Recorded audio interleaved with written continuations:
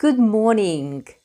Today's Happy Monday is all about dates, and not in the sense of romantic meetings. Today's dates are all about numbers for days, years, decades, centuries, and so on. You will learn how to use and how to pronounce them correctly. When we say days and month in English, we use ordinal numbers. For example, it's the 1st of January. It is also possible to invert the day and the month and say it's January 1st. In this case, you don't need to say the and of.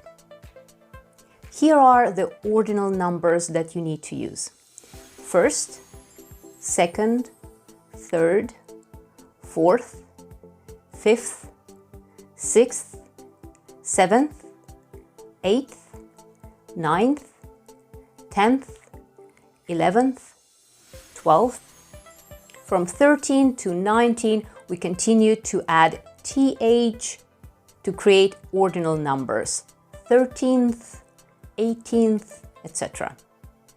From 21 to 31, the ordinal numbers end according to the ending of the second number.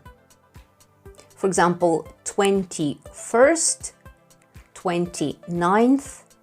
Now let's take a look at how to say the year. There are two ways to say the year in English.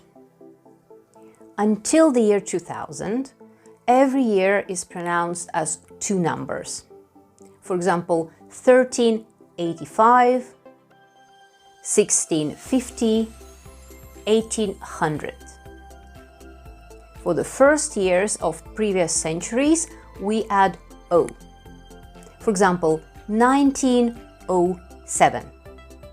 For the first 10 years of the 21st century, we use the word thousand. For example, 2000, 2006. From the year 2010 onward, you can say again two numbers. For example, 2012, or you can continue to use thousand and say 2012. Talking about decades, you can say my parents were born in the 1940s, or I like the 80s disco music. When we refer to a century in English, again, we use ordinal numbers. For example, the 19th century, the 20th century. When you talk about a year in the distant past, you use BC or AD. BC means before Christ. For example, Cleopatra died in 30 BC. The letters AD mean Anno Domini, the year of our Lord, marking the birth of Jesus Christ. So this year is 2022 AD.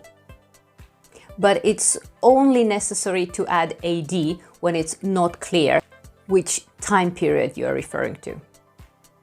For example, the Roman Colosseum was finished in 80 AD. I hope that this video was a help to you, and now you know how to talk about the dates correctly.